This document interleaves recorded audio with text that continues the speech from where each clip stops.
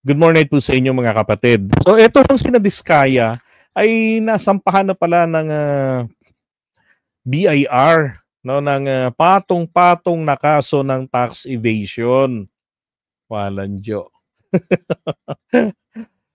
Yan, imagine from 2018 to 2021. Alam niyo ba, bigla hong pumasok sa isipan ko yung si Marcoleta na talagang ipinagpipilita na dapat masunod yung proseso na standard, no, na banta niya nga kay Boying Rimulya, tinakot pa no, na maaaring ma-impeach maaaring ma-disbar, not impeach, ma-disbar ito dahil sa pagbago ng batas diyan sa Witness Protection Program. Di ba pinakita ko ng ilang beses, maliwanag nakalagay roon sa sa section 1 lamang ng batas nito. 2, nakalagay doon na through its secretary, 'di ba, shall formulate di ba? Pwede ho siya kasing magtakda basta't hindi lumalagpas doon sa batas na yun. Unang-una, pag hindi po sinabi ng batas na bawal, hindi pwedeng gawin, maaari mong gawin. So kung yung restitution, ginawa ni Boying na isa sa mga or first requirement, magbalik kayo. One of the first few requirements para sa pagpasok sa Witness Protection Program, magsoli kayo na mga na pitik ninyo sa kaban ng bayan, mga napakinabangan nyo na dapat nagamit sa mga proyekto, balik nyo sa gobyerno. Pwede ho niyang gawin yun. Si Marcoleta, alam naman rin po niya yun. Hindi po pwede na iba ang magiging interpretation niya ron sa Section 2. Diba? Pinipilit. Yun pala, gustong protektahan itong mga diskaya. Ito, ang tindi ho nito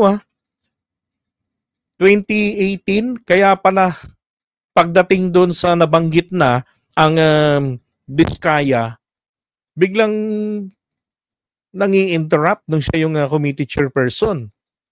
Diba? Ganon din si Bato. Meron palang pinoprotektahan.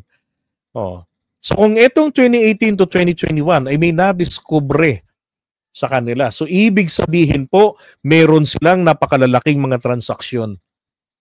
At ang inaalam na lang po nga dyan, sabi nga magti-tell all na raw. Pero medyo hindi pa rin po sila, siguro nakikipagnegosasyon na wala kaming ibabalik kahit 5 duling o 5 mamera.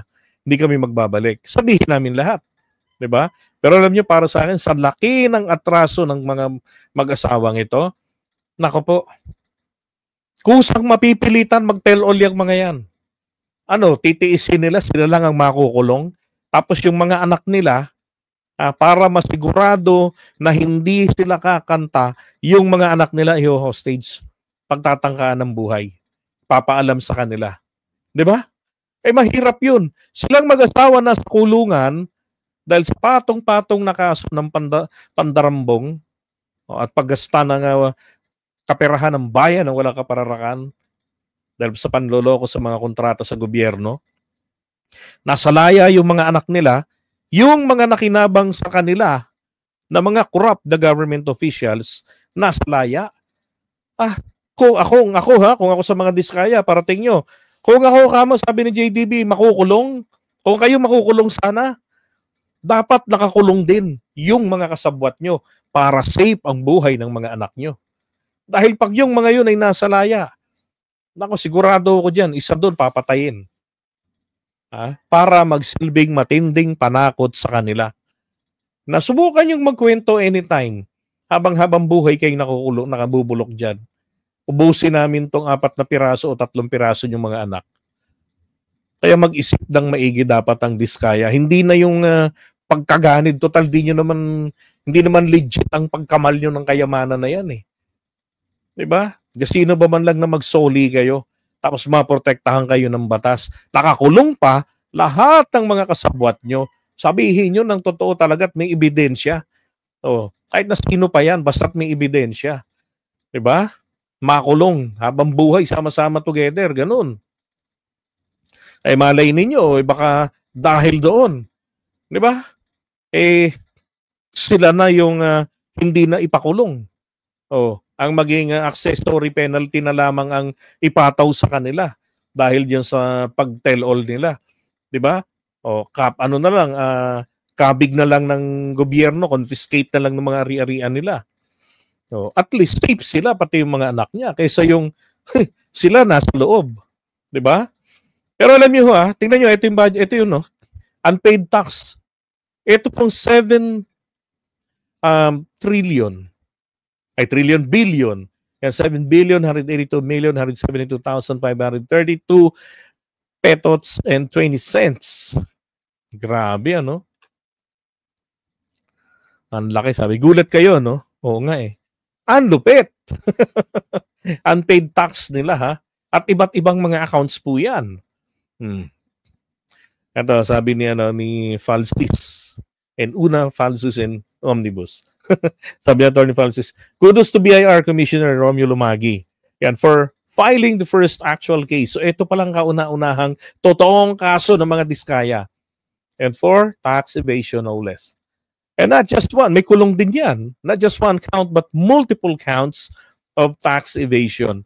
According to BIR, the Diskaya couple's total tax liability is 7.1 billion, covering unpaid taxes from the purchase of 9 luxury vehicles and documentary stamps and taxes related to their investment from the company. They also discovered that the couple failed to file income tax returns from 2018 to 2021.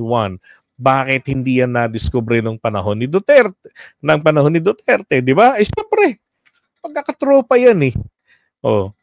Hindi nga, di ba si Dulay nun yung BIR commissioner eh.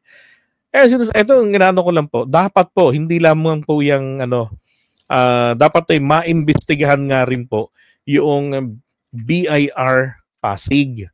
May nagrereklamo nga, sabi ni Ivy Luisa Mendoza.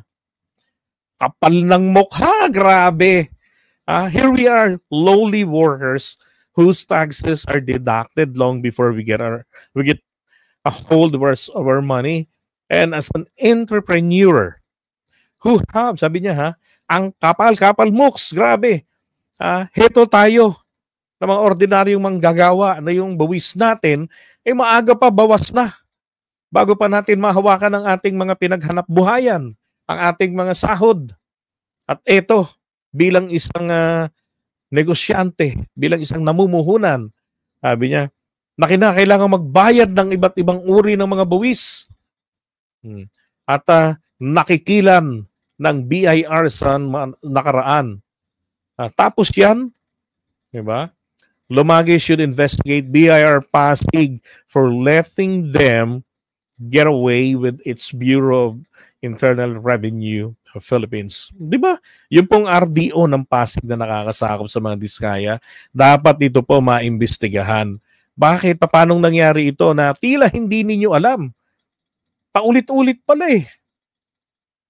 Di ba? Paulit-ulit pala yung ginawa niya. Multiple accounts eh. So nakakasanayan recidivist, makulit, matigas ng ulo. Yan dapat. Ay, nako. Palagay ko, hindi lang isang senador na nabla-blind item ang, again, hindi ko sinasabi kung sinong senador yan, pero sabi nga, meron daw lumapit, humingi ng 1 billion. Pero nagkasya na lang sa 150 yata, 120 million. Para ipagtanggol sila. Tapos doon rin sa House ay 60 million para ipagtanggol sila sa TRICOM. Ang problema, hindi umubra. Diba? Kasi yung magtatanggol daw, akusado rin pala. Tapos dito naman, napalitan ng chairman. Yung Blue Ribbon Committee, naging si Lacson. At ngayon si Erwin na automatic. Ay, nako. Lifetime in prison yan. Or 40 years yan sa loob ng kulungan yung mga yan. Diba? Anak nila tatanda sa labas. Yun nga yung sinasabi ko Gaano sila nakakasiguro? Diba? Na safe yung mga anak nila. Alam nga namang isama nila sa loob. Diba? Kailangan yung mga salarin, ipakulong din nila. Kung sila makukulong na, di damay-damay together na yan, sama-sama. ang Dabarkads, di ba? Tapos yung BIR na yan, imbestigahan yan. Malamang may magic yan. Paulit-ulit. Hindi po minsanan lang, ha? Paulit-ulit yan. Yung hindi yung nakakalusot sa pagbabayad.